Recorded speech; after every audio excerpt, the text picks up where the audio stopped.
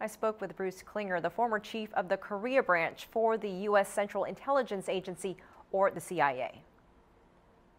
It's actually a very big deal. Although they've had a number of successful short-range missile launches, this is the first long-range missile launch.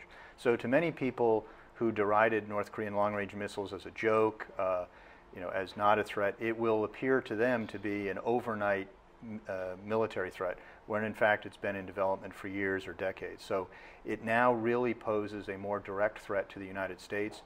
Just 2 months ago, North Korea claimed that it has nuclear weapons, that it can fit atop warheads, and that they can reach the United States. We don't know if that's true or not, but certainly that's their claim.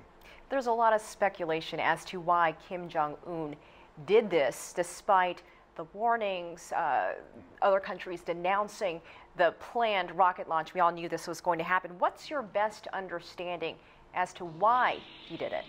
Right. We always debate that. And I think, though, this time, unlike most provocations, which seem to have a foreign policy or an overseas objective, I think this one may really have had a domestic reason, primarily to commemorate the one-year anniversary of the death of previous leader Kim Jong-il and the ascension to power of Kim Jong-un. If we remember back in April when they tried this launch again, or before, it was right about the time of the very massive celebrations for the 100-year anniversary of Kim Il-sung's birth. It may have also been a show of strength for Kim Jong-un to consolidate his power in this ongoing leadership transition. But regardless of the reasons they did it, the important thing to remember is it is a violation of UN Security Council resolutions, and it has to be dealt with accordingly.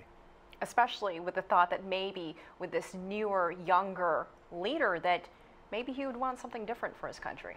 Well, there had been hopes that Kim Jong-un was going to be different because he'd been educated in Switzerland for a few years, although many third world despots have been trained in the West.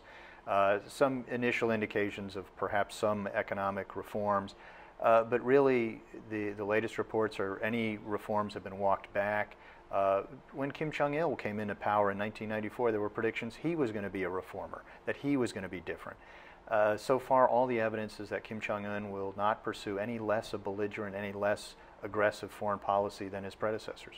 Bruce Klinger, thank you so much for your time. My pleasure. Thanks for having me. Appreciate it.